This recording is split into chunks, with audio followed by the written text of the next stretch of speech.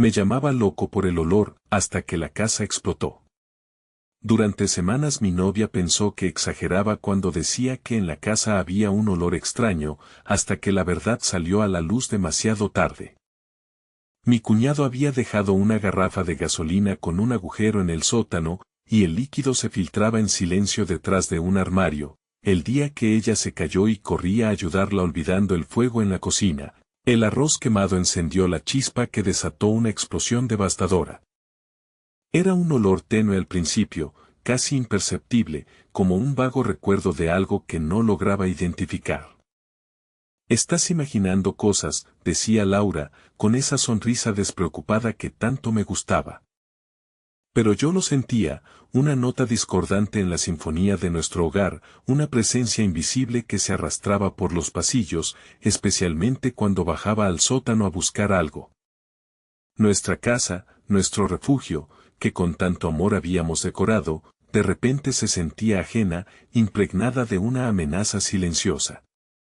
Laura y yo éramos de esas parejas que se completan, ella con su pragmatismo y yo con mi intuición, a veces demasiado desbordante. Nos habíamos conocido en la universidad, en una clase de literatura donde discutíamos apasionadamente sobre el realismo mágico. Desde entonces, habíamos construido una vida juntos, ladrillo a ladrillo, sueño a sueño. Compartíamos el amor por los paseos matutinos, el café fuerte y las noches de cine con palomitas.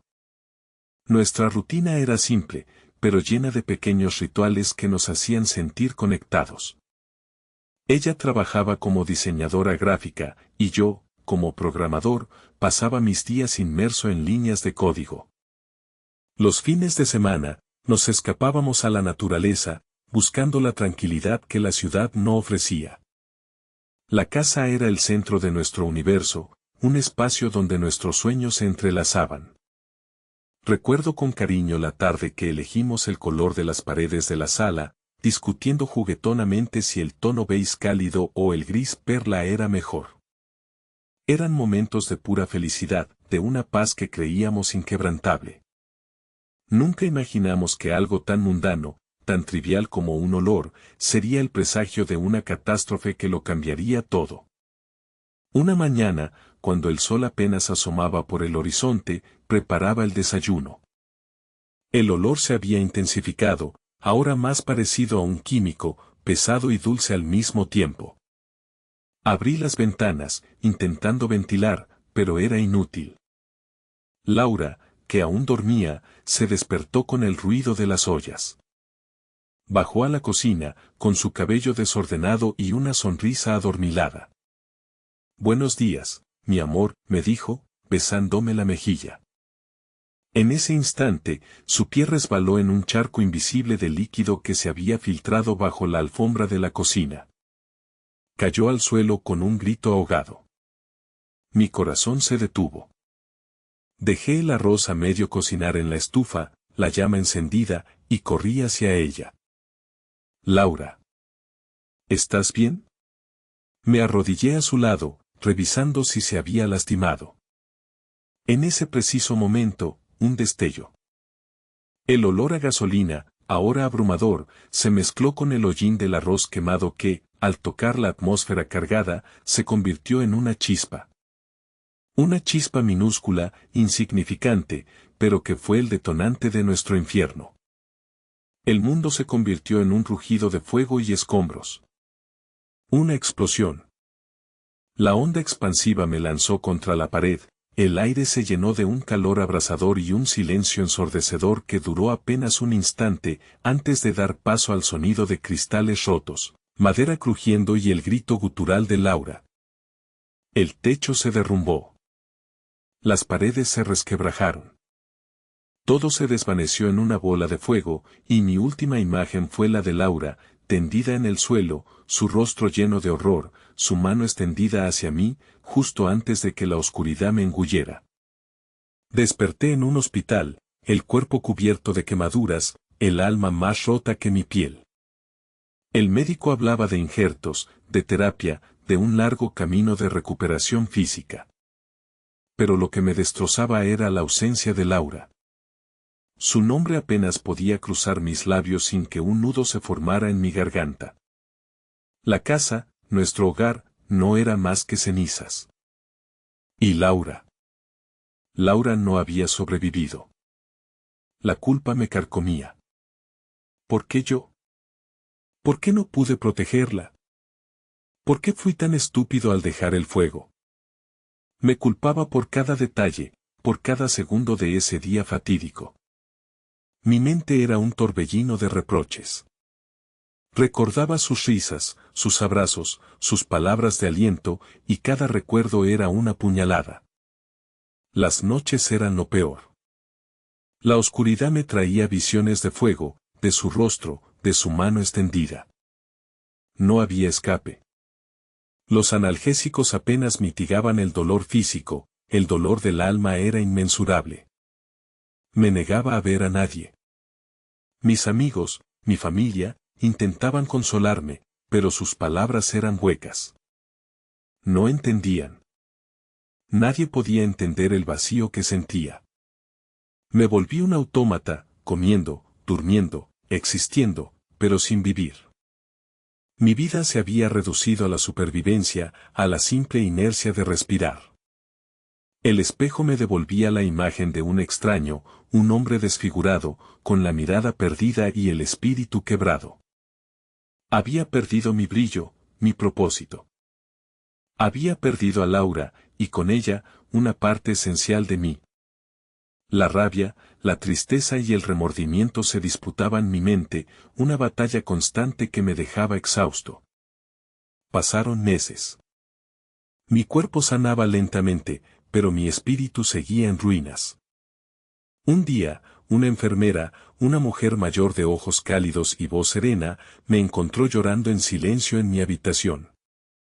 No dijo nada, solo se sentó a mi lado y me tomó la mano. El dolor es un huésped, hijo, me dijo suavemente.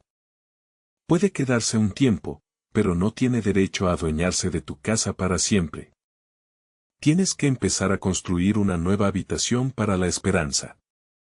Sus palabras, simples y directas, se clavaron en mi alma. Era la primera vez que alguien me ofrecía algo más que compasión. Me ofreció una posibilidad. Esa noche, por primera vez en mucho tiempo, no me entregué por completo a la desesperación. Recordé la mirada de Laura, no en su último instante de horror, sino en sus momentos de alegría, de fuerza. Ella nunca se rendía. Una pequeña semilla de curiosidad, de resistencia, comenzó a germinar en mi interior. Quizás, solo quizás, había algo más allá de estas ruinas. Empecé a observar a la gente, a los otros pacientes que luchaban con sus propias batallas. Algunos reían, otros lloraban, pero todos, a su manera, buscaban una razón para seguir adelante. Me di cuenta de que no estaba solo en mi sufrimiento, aunque mi dolor fuera único. Aquella noche, encendí la televisión. Había un documental sobre supervivientes de tragedias, personas que habían perdido todo y, sin embargo, habían encontrado la fuerza para reconstruir sus vidas. Vi sus rostros, sus cicatrices, y también vi la resiliencia, la determinación. Fue como si una pequeña luz se encendiera en el abismo de mi oscuridad. Decidir levantarme fue solo el primer paso de una escalada agotadora. Los primeros días de la terapia física fueron un infierno. Cada movimiento era una punzada, cada estiramiento, un recordatorio de lo frágil que era mi cuerpo. Pero la voz de la enfermera resonaba en mi cabeza, construir una nueva habitación para la esperanza. Me aferré a esas palabras. Poco a poco, con cada paso, con cada ejercicio, sentía que recuperaba no solo la fuerza física, sino también una chispa de mi antigua voluntad. Empecé a hablar más con los otros pacientes, a escuchar sus historias. Descubrí que compartir mi dolor, aunque fuera difícil, lo hacía menos pesado. Un día, un joven que había perdido a su familia en un accidente me dijo, no podemos elegir lo que nos sucede, pero sí podemos elegir cómo respondemos. Esa frase se convirtió en mi mantra. Busqué apoyo psicológico, enfrentando los demonios de la culpa y el trauma. Reviví la explosión una y otra vez, pero esta vez, con la guía de un terapeuta, empecé a reencuadrar la narrativa. No fui un villano. Fui una víctima de una cadena de eventos desafortunados. Perdonarme a mí mismo fue el paso más difícil, el más doloroso, pero también el más liberador. Empecé a hacer pequeñas cosas que antes me daban alegría. Leí un libro. Escuché música. Salí al jardín del hospital y sentí el sol en mi piel, algo que antes me parecía indiferente. Cada uno de estos pequeños actos era una victoria, un ladrillo más en la construcción de esa nueva habitación. Mi mente, que antes estaba saturada de oscuridad, empezó a buscar activamente la luz. El día que me dieron el alta, el cielo estaba inusualmente despejado. Respiré hondo, el aire fresco llenando mis pulmones. No fui a mi antiguo barrio, no podía. Empecé de cero en una nueva ciudad, un lienzo en blanco para mi renacimiento. Mi cuñado, el causante indirecto de la tragedia, me buscó. Estaba destrozado por la culpa, por el dolor de haber provocado tanta devastación. Me pidió perdón una y otra vez, con lágrimas en los ojos. Lo miré, y en lugar de la rabia que había sentido, sentí una extraña paz. Lo abracé. Te perdono, le dije. Y me perdono a mí mismo. Era un perdón que lo liberaba a él, pero que, sobre todo, me liberaba a mí. Fundé una organización sin fines de lucro para ayudar a personas que habían sufrido tragedias inesperadas, para ofrecerles el apoyo que yo había necesitado desesperadamente. Compartí mi historia, mis cicatrices, mi vulnerabilidad. No era fácil, a veces el dolor resurgía, pero cada vez que ayudaba a alguien a encontrar un rayo de esperanza, sentía que el espíritu de Laura vivía en mí, a través de mí. Me convertí en un orador, viajando y compartiendo mi testimonio. La gente me escuchaba, no con lástima, sino con inspiración. Hablaba de la fragilidad de la vida, de la importancia del perdón, de la fuerza del espíritu humano para levantarse una y otra vez.